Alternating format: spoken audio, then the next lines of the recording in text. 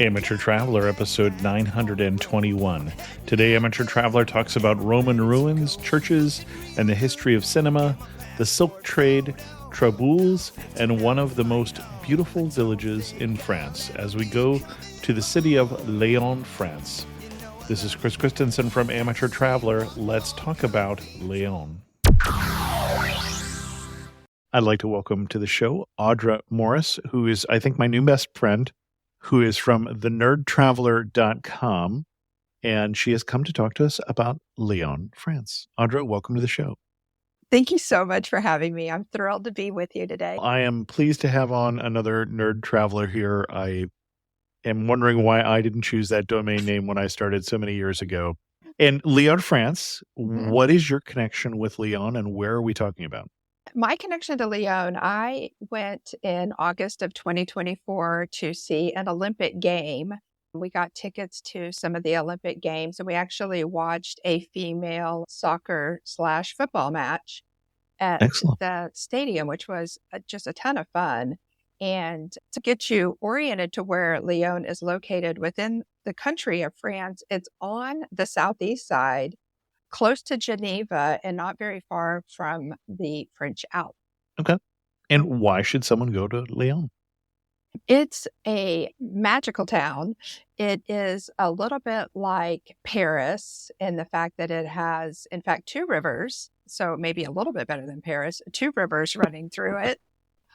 A beautiful church on a hill, beautiful French architecture, wonderful museums, wonderful cathedrals. And it's also known as the gastronomy capital of France. Oh, okay. I did not know that. Mm-hmm. It's known for its culinary prowess, culinary celebrity. Okay, excellent. Mm-hmm. And you and I are not from France, so we're going to do our best with French pronunciation today. But What kind of itinerary are you going to recommend for us for Lyon? I have a wonderful itinerary kind of outlined, and I try to organize it by areas of town and the neighborhoods. And I've got a 7-day itinerary. It's a little bit jam-packed, and it includes a couple of day trips. So definitely for those who prefer the slower pace of travel, it's okay. A 10-day itinerary. Okay. Exactly. The first day of the itinerary is getting somebody familiar with Lyon and its history and religion overall. So we're going to start on the Fourvière hill, which is where the most recognizable building in Lyon is located, the Notre-Dame Basilica, the Basilica of Notre-Dame de Fourvière. It's similar to Sacré-Cœur in Paris. It's one of those buildings that you can see from almost any section in Lyon. Okay. The hill has had a shrine to the Virgin Mary, which is Notre Dame, Our Lady.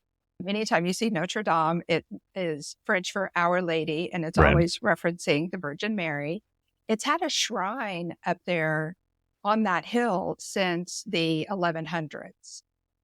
And people have walked up, and it's been a pilgrimage path, and they went up and paid reverence, paid homage to the Virgin Mary, prayed to her, and the city of Lyon was spared most of the ravages of the bubonic plague, and then spared as a city that was attacked during the Franco-Prussian War. Okay. And so in the 1870s, as a result, they started to build the basilica on top of the hill.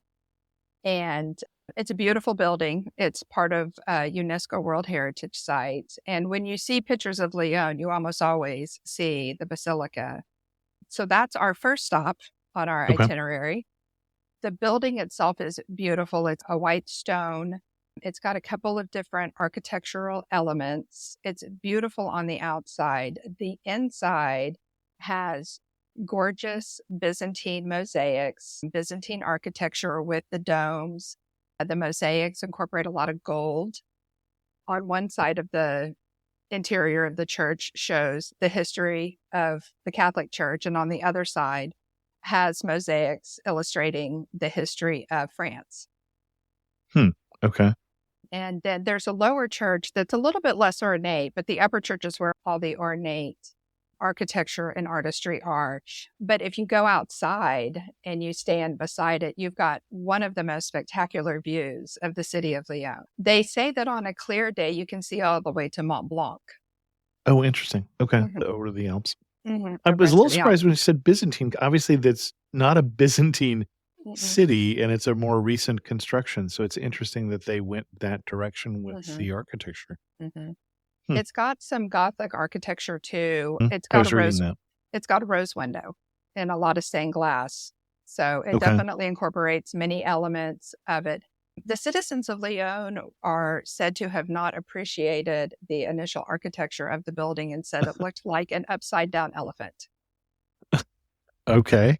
But where do you get Because it is a little more Gothic and a little interesting. It is a different shape. Huh. Okay. It's very interesting. And then you've got a statue of the Archangel Michael looking out over the city of Lyon. So he's facing the city of Lyon, and so he's protecting the city. And then one of the other domes has a golden statue of Mary on the top. Got it. Okay. So that's where I would recommend people start, because it gives you a wonderful outlay of the city of Lyon. You get to see a little bit of the history. It is on a hill, so I recommend taking the funicular up. It's quite a lot of stairs and a lot of climbing to get to the top, but there is a funicular that goes up to the top of the Fourvière hill, just up the hill from the Basilica. And you can spend probably about an hour or two in the Basilica. You can get a guided tour. During the months of October, November, and February, they actually have night tours of the Basilica as well, so that you can see the city of Lyon lit up across the rivers at night, which is really beautiful. And you've been saying Fourvière, but I'm seeing it spelled Fourvière. Fourvière, thank you. Maybe my Texan but again, is. I don't know whether I just embarrassed my sophomore French teacher by saying that or not. So I'm going to go with your pronunciation, because a Texan does not speak French very well at all. Yes. And then up the hill is a metallic tower that was built 3 years after the completion of the Basilica, or during the French Revolution. The clergy were considered to be on equal par with the monarch as far as their rights and their privilege. And after the French Revolution, the clergymen lost a lot of those privileges, and France became a very secular country. And so the little metallic tower that they call the mini Eiffel Tower, that is just up the hill from the Basilica, is a little bit of a counterbalance to the Basilica. Also built at the end of the 1800s, I think probably within about 10 years of the Basilica being completed. In about 3 years after the Eiffel Tower was completed in Paris, the metallic tower was put up as a way to have something non-religious and counterbalance the Basilica. It also helps doing TV and radio transmission. Exactly. And I think the Eiffel Tower was meant to be torn down after it was built with permission to be there temporarily. Yeah. Yep. So this was, like I said, it was built about 3 years after the completion of the Eiffel Tower, but it was a way to have something non-religious right beside the Basilica, which feels like one of the most French things in the world. You got to love the French. So you can't go into the tower anymore. You used to be able to, but they stopped having people go up in the 1950s. And ever since then, it's been closed to visitors. But it is something interesting to see right next to it. And it's actually higher than the Basilica. Okay. So the height of the tower is taller than the Basilica. So after visiting the Basilica and looking at the tower, I'm going to have people go down the hill to a museum for Lugdunum, which was the original name of Lyon when it was the capital of the three Gauls under the Roman Empire. Oh, okay. In fact, Julius Caesar is the one who came up with the term the three Gauls.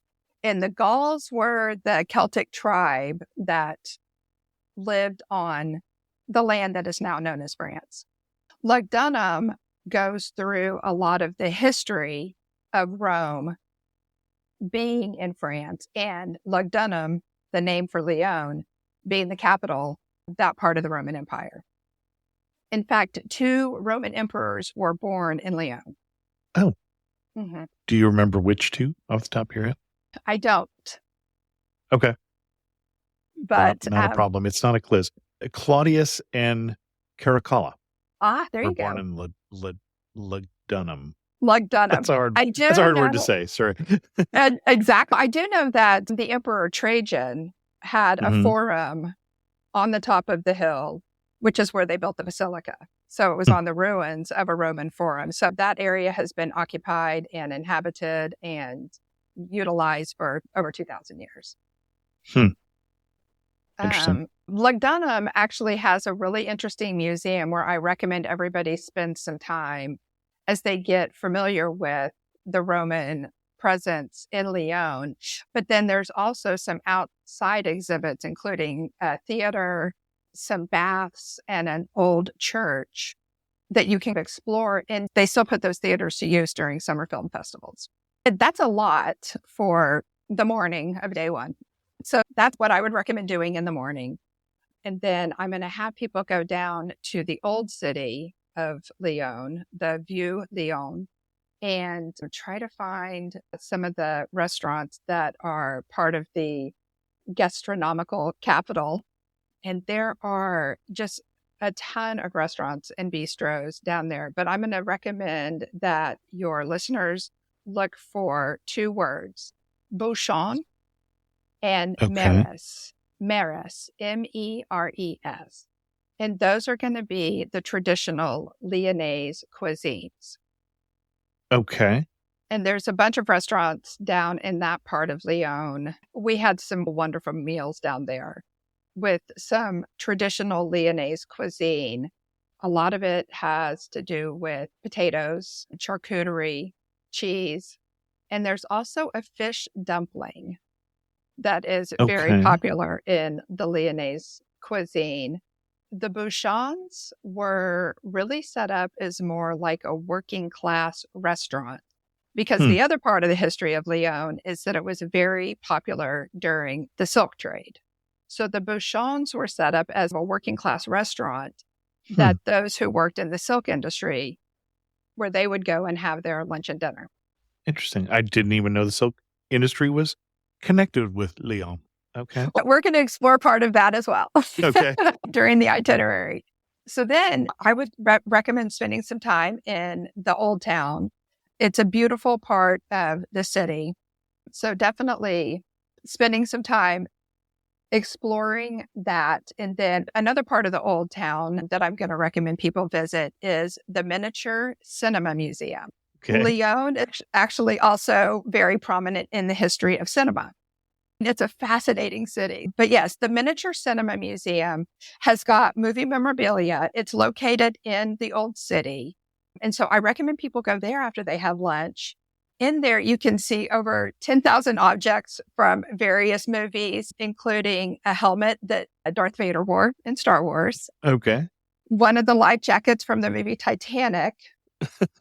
And a mogwai from the movie Gremlins, the cute little furry creatures from the movie Gremlins before they turned into gremlins. Before they got wet. Okay. Before they got wet or ate after midnight. Exactly. But a ton, just masks and gloves and just all the such neat movie memorabilia. So if you're a movie buff, that's a great place to spend some time.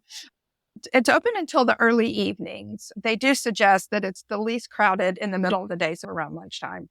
And then I gather there are also a collection of miniatures of very small versions of sets that were used for filming, or are they just representative of different movies? Representative of different movies, but yeah, they have a lot of props. We saw a lot of props. Yeah. Huh. Yeah, it's just a really cool place. When I saw the life jacket from Titanic, I was like, oh my gosh. Was this the one that Kate Winslet wore? So then after the Museum of Miniature Cinema, I recommend that people head to the Cathedral of St. John the Baptist. It's also known as the Lyon Cathedral because it's where the Archbishop was located. Yep. And by definition, that is what makes it a cathedral. Exactly. So you'll see St. Jean Baptiste, St. John the Baptist, also the Lyon Cathedral. Those are all the same three ways to name that building. But it's right down from the Miniature Cinema Museum. Okay. It was the main church in Lyon before Notre-Dame was built, and it was built on the ruins of a church from the 500s, which is really interesting. It was started in the late 1100s. And it has a couple of different design elements or architectural elements. They call them Romanesque and Gothic. So the Gothic, again, is those pointed arches. Right. And then the stained glass. It has a rose window as well. And if you're standing at Notre-Dame, one of the views that you have down is to the cathedral. Oh, okay. You have a view of the entire city. But one of the buildings that, at least to me, stood out the most was the cathedral. And I was like, oh, I want to go down there next. But that's where we went. But yes, it has a rose window. It has stained glass. And then again, it has the pointed arches over the entry that give it that Gothic element. And there's actually 2 crosses at the altar from the late 1200s. So that's very interesting on the inside. And then one of the most famous features inside that cathedral is an astronomical clock. Unfortunately, it was damaged in 2013, and as of right now, it is undergoing repair and renovation. Okay. So it's not running right now, but there's some great YouTube videos of it running, and it actually has a position of the sun, the moon, the earth, and the stars, as well as the days and times. But like astronomical clocks, like the one in Prague, it's also got little miniature people moving around right before the top of the hour. So you see Mary, the archangel, but different figurines move as the time approaches the top of the hour. So there's an angel that starts to turn an hourglass. There's another angel directing 3 other angels ringing bells to the hymn of St. John the Baptist. There's the Virgin Mary kneeling. And then Archangel Gabriel opens a door, and a dove who represents Jesus takes flight. A dove would represent the Holy Spirit. Exactly. And then a Swiss guard kind of marches around, and then the bells start to toll for the top of the hour. Interestingly enough, the reason it was damaged, I'm reading, is that it was vandalized by an Iranian man who claimed, quote, the magnificence of the clock prevented the faithful from concentrating on prayer. So, interesting. I wish that we had been able to see it. We did not, which just means I have to go back. That's clearly. It's supposed to be fixed, like I said, at some point later this year. And with Notre-Dame in Paris supposed to be opening in December of this year, just got to go back to France. Right. And see all the things. And if you visit in December, there is a festival of lights. That actually commemorates the placement of the golden statue of the Virgin Mary being put on top of the Notre-Dame, the Basilica at Notre-Dame. The peak of the festival is December 8th, which is actually when the statue was placed.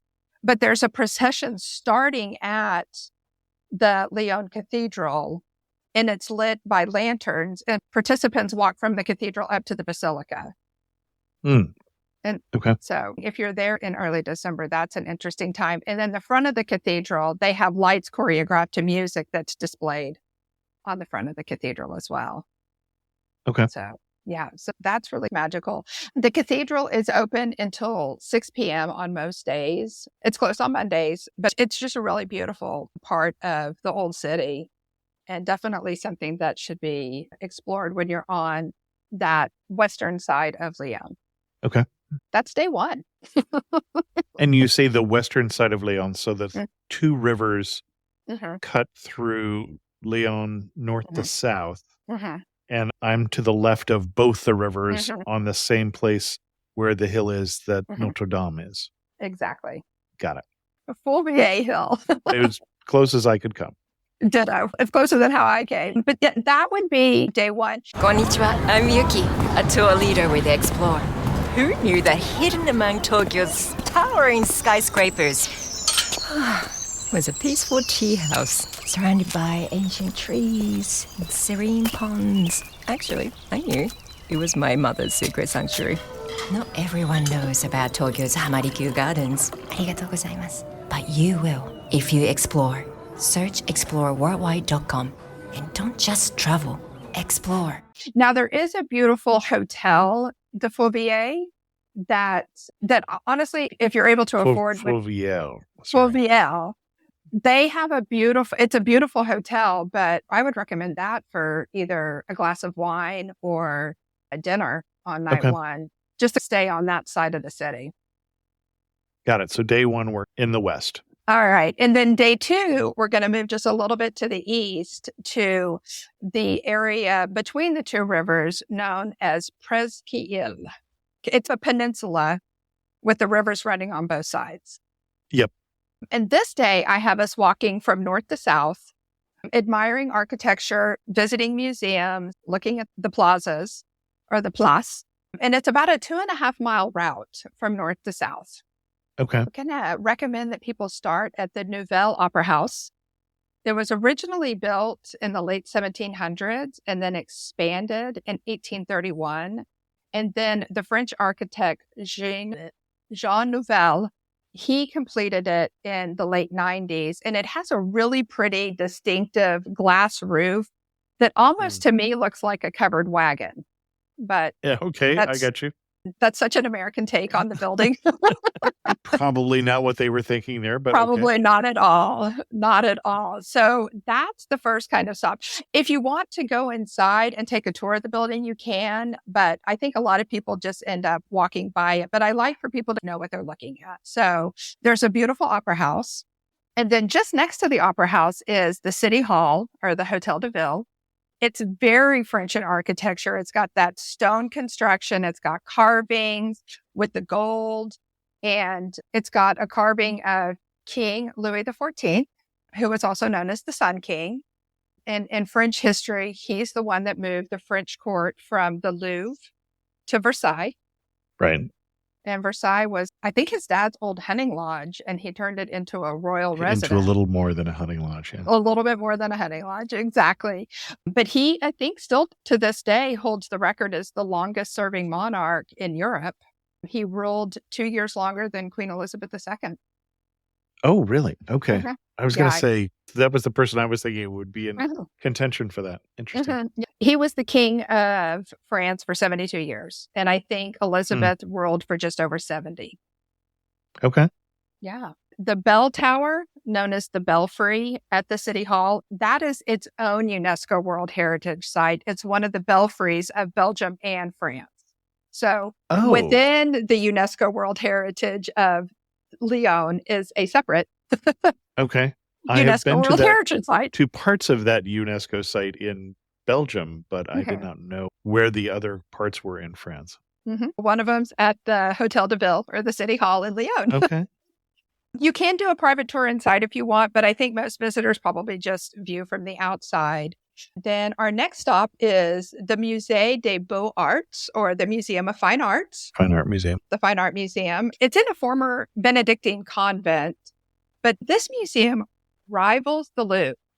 It's got the second largest collection of Egyptian artifacts next to the Louvre, and it has art all the way from ancient Egypt to modern times.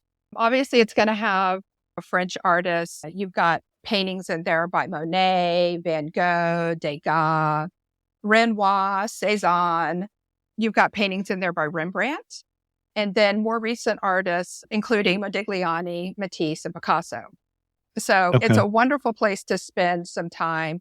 There's some beautiful sculptures in there as well, 2 of which are by Rodin. And then they also have, like most museums, special exhibitions and collections on display. But that's a great place to escape the elements if it's too hot or too cold outside.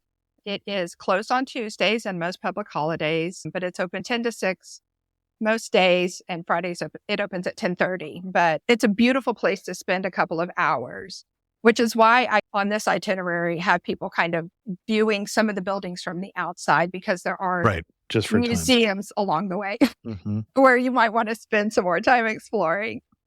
One interesting thing I'm reading about the museum is this was started not as a museum, but as a place to educate artists.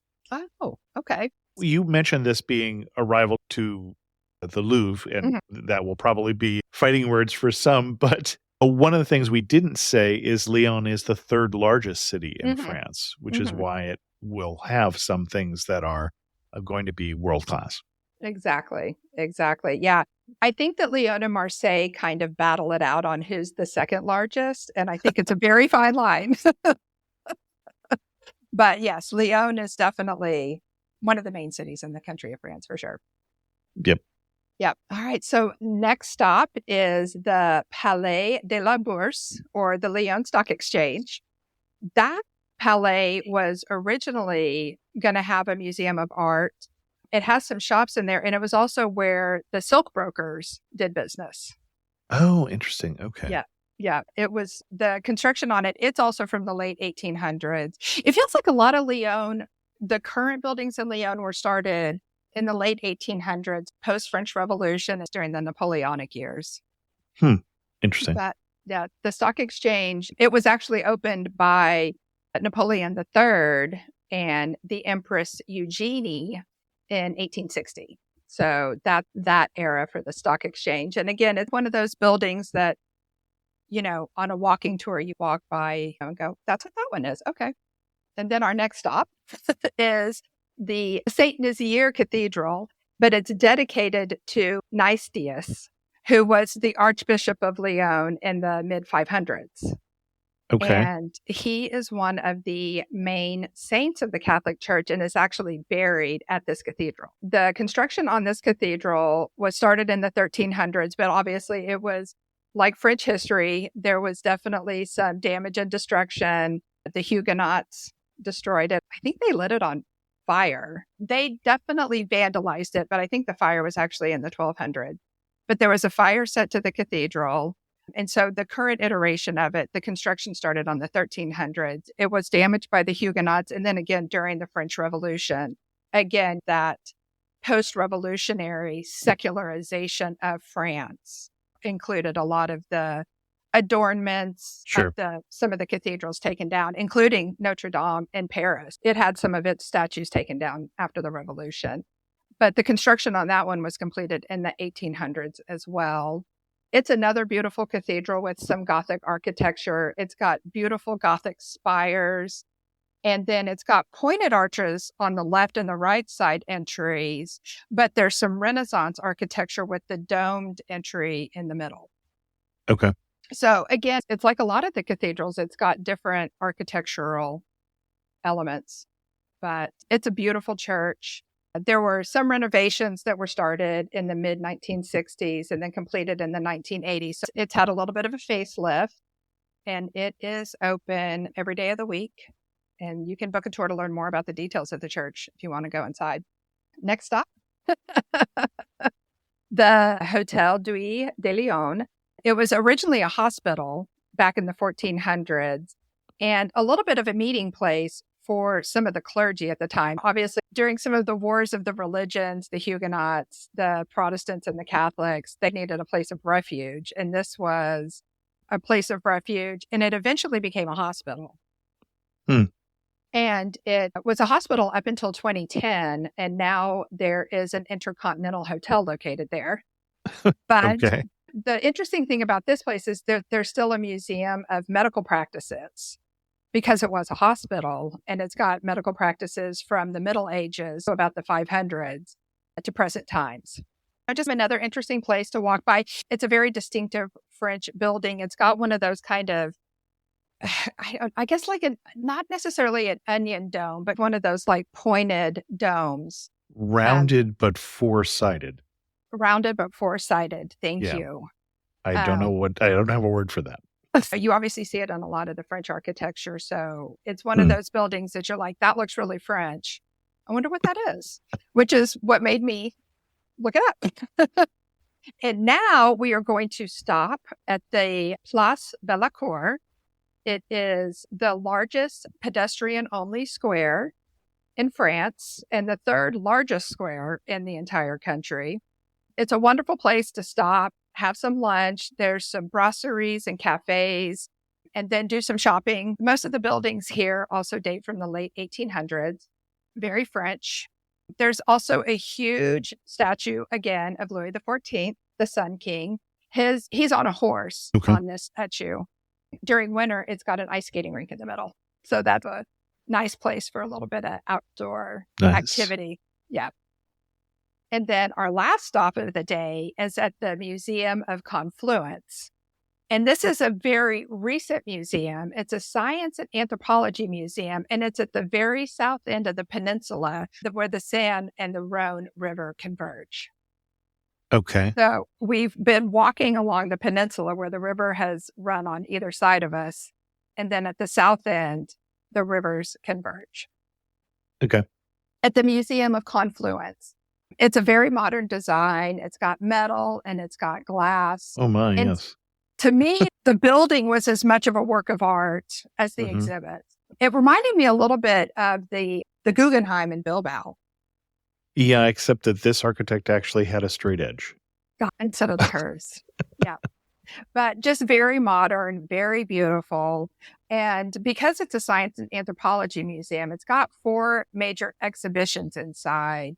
Mm-hmm. The first one is called Origins, which explores the Big Bang Theory, the beginning of life, the theory of evolution.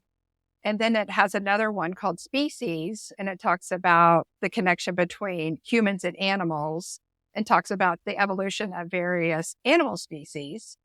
And then Societies, and that one talks about the origins of human societies and how we build communities. And then Eternities, which kind of explores the meaning of life and how death has been commemorated, celebrated, discussed across various times and cultures. Interesting. Yeah. So it's a really neat museum. I would definitely spend at least a few hours there. It does close at 6:30, a nice place to end the evening. It does stay open until 10 o'clock on the first Thursday of every month if your visit happens to coincide with the first Thursday of any month. That is day 2, which is why I had people walk by some of the buildings and then go into other buildings. It's a very cathedral and museum heavy day. Okay. So that is day 2. The day 3 is going to be in a neighborhood of Lyon that's to the northwest, the Croix-Rousse. And they call this section of the city the hill that works. The Fourvière is the hill that prays, but this is the hill that works. And this part of the city is the one that really has a focus on the silk industry in Lyon and how the people, the silk workers, also known as canuts, really helped shape the city's history. There's a great museum called the Maison des Canuts, which is French for Silk Workers Center. You can shop here. You can definitely appreciate the architecture of the building. It's got very tall ceilings with very big windows. The looms were very tall, so it accommodated the looms. And then the big windows allowed for there to be as much light coming into the building as well. The walls of the center are white, which kind of helps contrast with the colors being applied to the silks. You can see people with the different silk printing techniques. I think there's still even a loom there that really helped revolutionize the production of silk products. Okay. You can shop, you can watch the creation of the silk prints, but yeah, I'd say probably spend about an hour or 2 here. And then the next place is the Traboules. And Traboules also relate to the silk industry because they're covered walkways that were used by the silk workers to move the fabric from place to place. And there's actually Traboules in the old city, but the ones in the Croix-Rousse neighborhood are very directly related to the silk workers transporting the fabric, but then they also go into the old town as well. A lot of the Traboules were used also during World War II. The French resistance used the Traboules to organize and move around undetected by the Gestapo and hide out during raids. So they were used by the silk workers, and they were used very recently as a way for the French resistance to go against the Nazis, which is actually interesting. A lot of them are still open for exploration, but it's really recommended that a private tour be arranged because a lot of them are on private property. But they're also pretty easily missed. You can walk right by one. There's a sign above the doorways, but if you're not looking for the signs, you can walk right past it. Okay. It's really cool. It's almost like a little secret passageway. It's very neat. But yeah, so that is our next stop is the Triboules of the Croix-Rousse neighborhood. Very important for the silk workers and for the French resistance during World War II. The last stop on today is Mural, which is about a third of a mile west of the Maison des Canucks. And it shows the history of the neighborhood, the silk workers going to work, the transporting of their materials. But it's a very beautiful mural. It's painted on the side of a couple of buildings. And then for today, I would definitely recommend lunch at one of the bouchons. Again, those were set up as a eatery for the silk workers. And that is the end of day 3. Ah, okay. Yeah. So trying to have a little bit of a lighter load on this day. And then if you wanted to, there's a beautiful, I didn't include this on day 1 on the hill for Fourvière, but there's a beautiful Garden of the Curiosities up there, but it's a great place to go at sunset. So this might actually be a great place to go back to the Fourvière, which is just south of the Croix-Rousse neighborhood, and go up to the Garden of the Curiosities. You can take the funicular back up, but it's a beautiful place. It's got park benches and chairs with inscriptions and carvings inside to make you ask questions, but they also have chairs facing in different directions so that you can take in the city from different points of view. Got it. Yeah, and you can sit and contemplate, but it's a beautiful place, like I said, to watch the sunset, go over Lyon, watch the city of Lyon light up at night.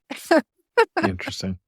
One thing that caught my attention when you were talking about the passageways and how they were used by the resistance is this would have been an area of France that was Vichy France after the fall of France in World War II. So this wouldn't have been in the German occupied zone, but would have, so they would have been resisting directly against the French Vichy government, would be, in charge to the extent that they had any real power. Gotcha. Okay. I saw French resistance and I was like, oh, that's got to be the Gestapo. That was the thing that I wasn't sure about is I don't honestly know what direct control they had within the Vichy area. It was a puppet government, so they may in fact have been there. I honestly don't know, and I'm sure that someone who's listening knows that and maybe will respond to us. Nice. Definitely. I can't wait to hear more details. All right. Day 4. I have called this day the rest of Lyon. And so it's a little bit of a hodgepodge. I do try to keep everything geographically moving from point A to point B. So today we're going to start at the Parc de la Tête d'Or, which is also the Park of the Golden Head. That was okay. That's the translation I was getting there, but I thought maybe I'm getting it wrong. Okay. Yeah. The Parc de la Tête d'Or. It is one of Europe's largest city parks. It's the largest one in France. It's almost 300 acres. It's a beautiful place, especially if you have a good sunny day. There's botanical gardens. There's greenhouses. They've got exotic plants, exotic trees. It has orangerie or an orangerie. They have got a zoo. It's got a place where you can play mini golf. It's got a small puppet theater. And during the summer months, there's a lake where you could do boat rides. Okay. So that is the park. And just south of the park is actually a very interesting and modern residential and commercial complex called the Cité Internationale.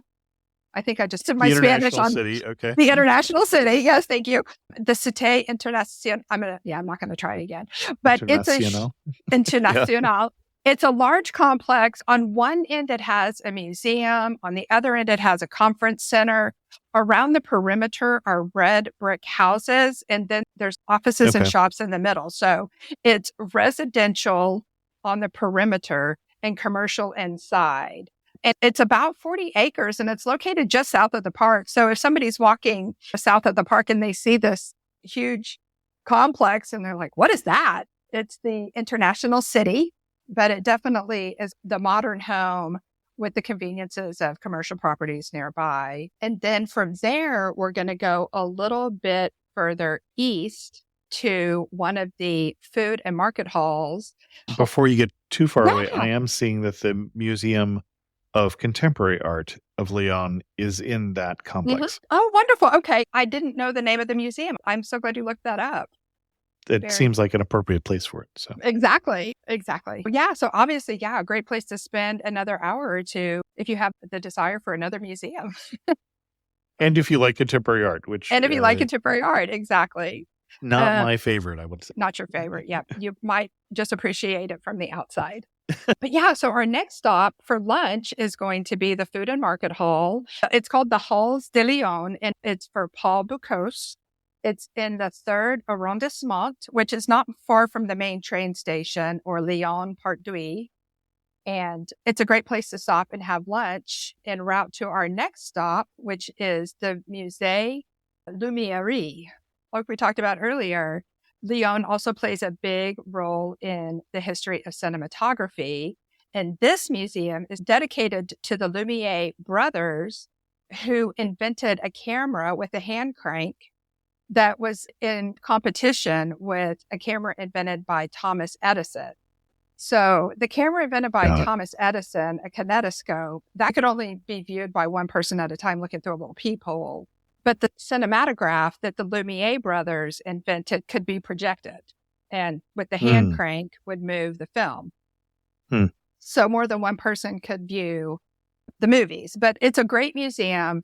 It is a nice complement to the Miniature Cinema Museum. This is the one that talks about the history of cinematography. But yeah, so moving from north to southwest on this day. And then I recommend ending this day with a boat ride along the Saône or Rhone River. Okay. Yeah. So obviously, do you have a preference or? I don't. We did not have time for one. We did not get a chance to do it while we were there. Yeah, that's for next trip. We mainly walked along the river banks, which is also very lovely. But you would see the boat go along, and we were like, oh, man, want to be on one of those. But we just did not have the time to figure out how to make that happen. But there's also places to rent bikes along the riverbanks as well. So a bike ride, a walk. There's wonderful maps along the riverbanks, so it's very easy to always stay familiar with where you are. Lyon is actually not that big of a town, but with the trams and the metros, it's so easy to get from point A to point B. I'm seeing, while the whole metropolitan area is about 2 million people, the city of Lyon itself is about 500,000. So it's a little more compact, just the heart of the city. Yeah. So that is really 4 days in Lyon. Okay. I know that they were pretty packed. So if somebody preferred perhaps a slower pace of travel or wanted to see an opera or do some of the private tours, definitely there's adjust those your options. pace accordingly. Yeah. Adjust your pace accordingly. Which is always the case. Exactly. Because the next 3 days I have us taking day trips. Okay. The very first place I definitely recommend is the town of Annecy, which is at the base of the French Alps. It's known as the Venice of the Alps. And it's a precious little town. It's got like an old town as well. It's got a lot of medieval architecture, medieval buildings.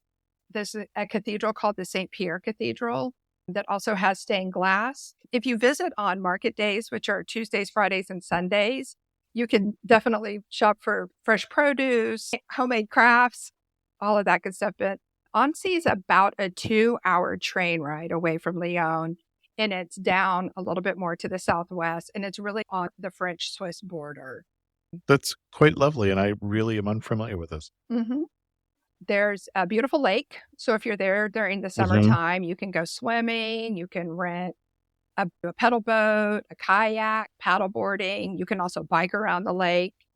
But I definitely think that people should go to the chateau, the beautiful castle. It's above the town. And so it's got a beautiful view of the lake, but it also talks about the history of the region.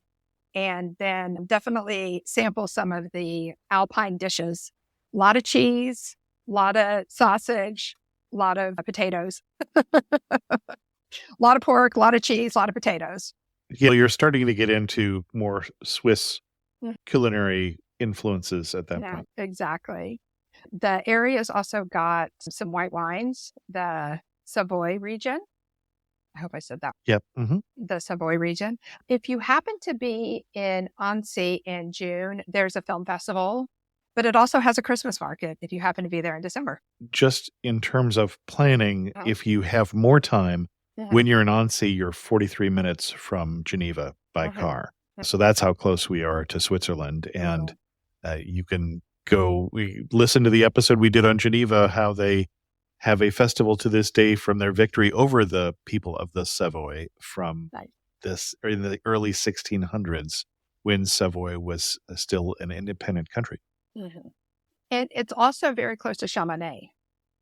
Sure. Yes, Yeah. exactly. So a lot of people stay in Annecy and then go and do the Chamonix for winter sports. That makes sense. It's never a bad time to be there. But it's a beautiful train ride from Lyon. I think that the train goes through some really beautiful country. So it's another place to sit and see more of the Mhm. beauty of that part of the country. So that is a recommended day trip. Another day, I recommend going to Beaujolais. Okay. It's just north of Lyon. It's about a 30 to 40-minute train ride from the main station in Lyon. The stop is Belleville-sur-Saône. The village of Beaujolais is about a 5-minute walk from there. But Beaujolais also has, and I know that you talk about this in one of your other episodes, but they've got something called the most beautiful villages of France. Right. Le plus beau village de France. That's one of the villages in the Beaujolais region. The Nice. most beautiful villages of France. The most beautiful villages of France, yes. And I know that it's a very important distinction and That's mine. very sought after. So there is one of those ONT that is located not very far from Lyon. It's about, like I said, it's about a 2-hour train ride from Lyon. Part Douai, ONT specifically is the Beaujolais region is about a 30 to 45-minute train ride. But it's a big region. It's also got a wine trail. Obviously, the Beaujolais is a delicious red wine. If you happen to be there in November, they have a celebration, the Beaujolais Nouveau, which is a celebration of that year's wine harvest. Okay. But there is a wine route. They say that you can cycle the wine route, but I don't know if it's a good idea to wine and cycle. I have a hard enough time staying up on the cycle to begin with. I sure don't want to do it after wine. But yes, you can also drive it, which doesn't sound like a good idea either. I would definitely explore a bus. Well, and for those who are less familiar with wines, we're talking about Beaujolais, obviously the region. In French, we name the wines from the region. And so this is wines from the Gamay grape, and they're light-bodied red wines, typically. Yes. Yes. Yeah. And one of the other things that I did not get a chance to do, but I definitely will be adding it to my next trip out there, is they also have a hot air balloon ride you can take Sure. around the area. It feels like wine countries and hot air balloons have become de rigueur, as it were. Exactly. But yeah, the cuisine in that area, obviously, they try to make sure that it pairs with the wine as well. And you've got cured meats, but there is also a coq au vin that is simmered with the Beaujolais wine. So that is a regional specialty. Got it. So chicken with wine sauce, basically, is coq au vin. So that's another day trip. It's a pretty easy trip for anybody staying in Lyon. It's also obviously a place where people can go and explore the day. And you're doing both of those 2-day trips so far by rail? Yeah, my mom and I have gone to France and rented a car. I don't know how to drive stick, so I never try to rent a car in France. So you can usually get an automatic if you reserve it ahead of time. You will pay more in France or in Europe if you need an automatic. But it is possible to get. And the driving is not bad once you're not in Paris. Yeah. Paris can be a little white knuckle at times.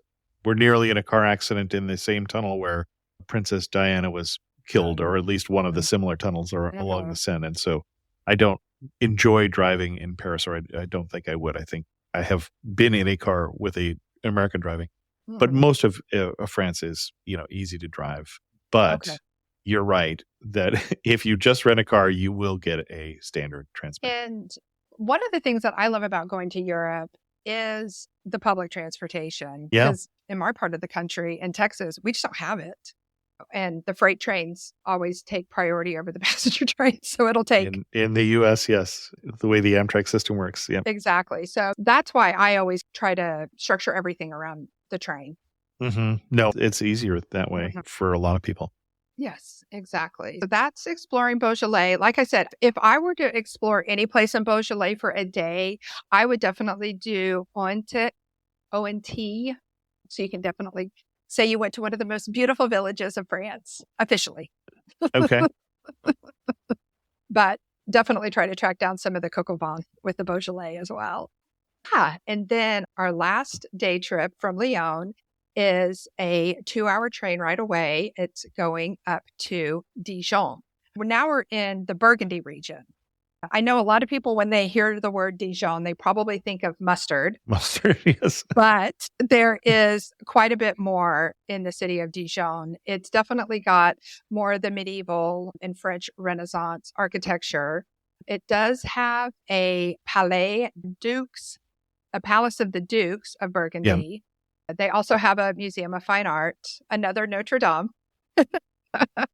But the interesting thing about Dijon is they have a self-guided walking tour called the Owl Trail. And there's little owl plaques set in the pavement, and you go find them. It's almost like a Pokemon, except it's real. And it apparently, if you rub on the carvings of the owls, especially on churches, you will have good luck. Okay.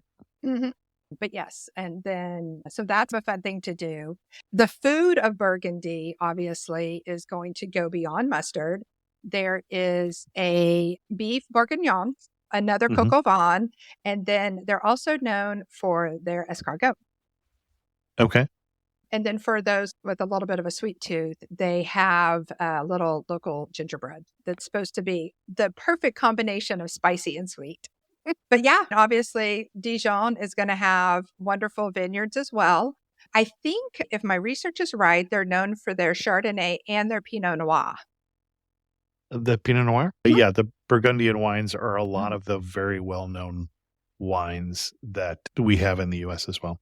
Nice. But that is Dijon. There's a lot of museums, some of the beautiful architecture, but that is a day in Dijon. They do have Christmas markets as well. So it's, as somebody who just went to the Christmas markets last December, more in the Austrian, German, Hungarian vein. Yeah, like the Christmas markets are just magic. But that is the last day trip. Excellent. And just so people know, we do have more information about Burgundy in an old episode of Amateur Traveler, episode 114, Travel to Burgundy and the French countryside. Love it. As well as another episode on Geneva, as I mentioned earlier. So if you're in the region, there are other things you can put together with this trip if you have more time. Exactly. Excellent. So that is 7 days in Lyon. Excellent. Anything else we want to talk about before we get to our wrap-up questions? Anything else we need to know before we travel to Lyon?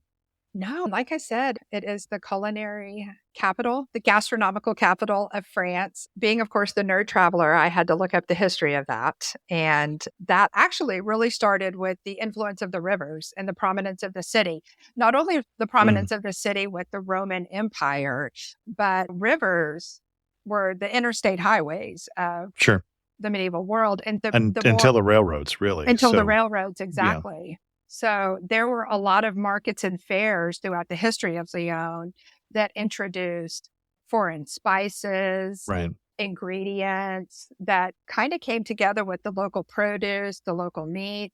But Catherine de' Medici, who was the queen of France in the middle to late 1500s, she brought chefs from her hometown of Florence to help create some of the flavors of home. So the genesis of the food capital, the gastronomical capital of France, starts with Catherine de' Medici, combining fresh local French ingredients with Italian cooking methods that kind of created the new type of cuisine.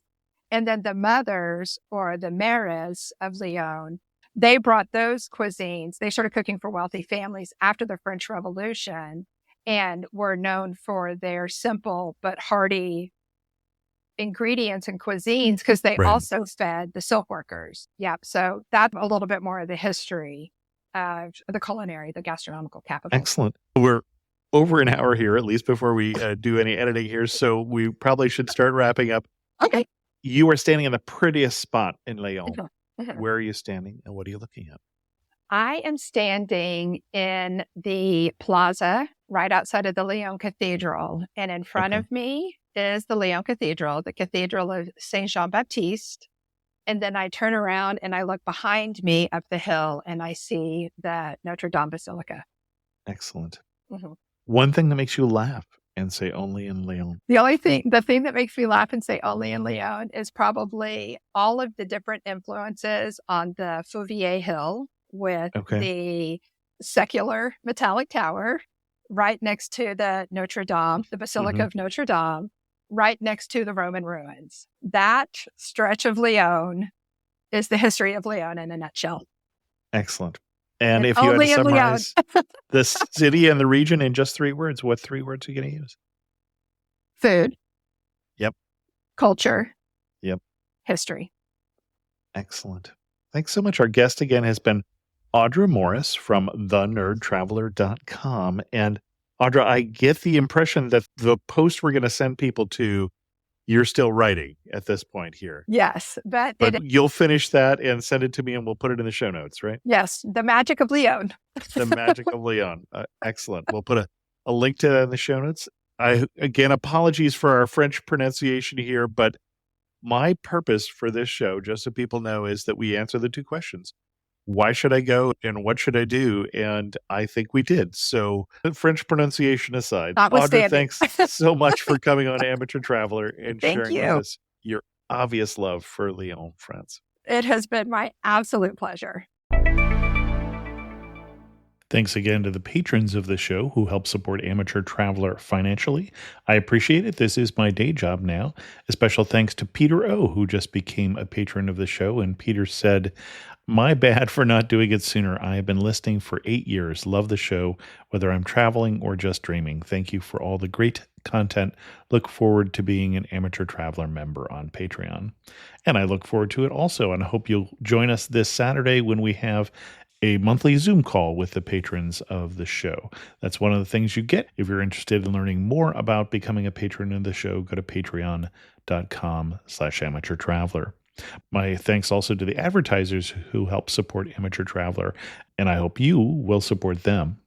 I heard from Jason, who responded to the show we did on Door County and said, "I loved the episode on part of my home state, Wisconsin. I have been there a couple times for vacation. I highly recommend the ferry to Washington Island.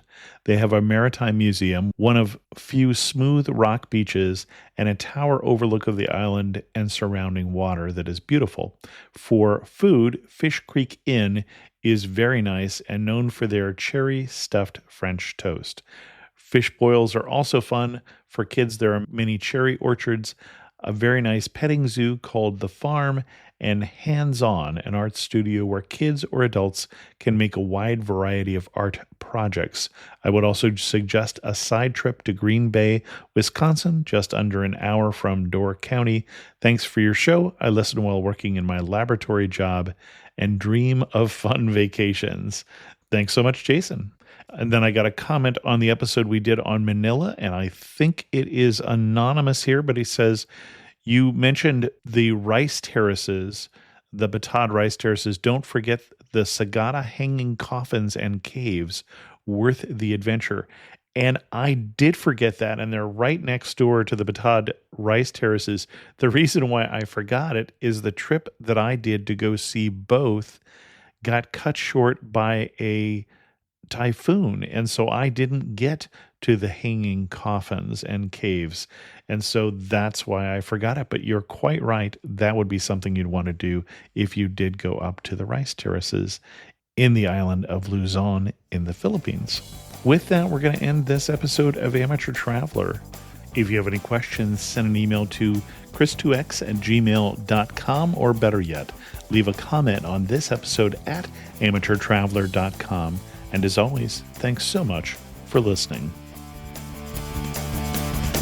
I got to see one more cathedral. I got to sit in one more cafe. I know that I should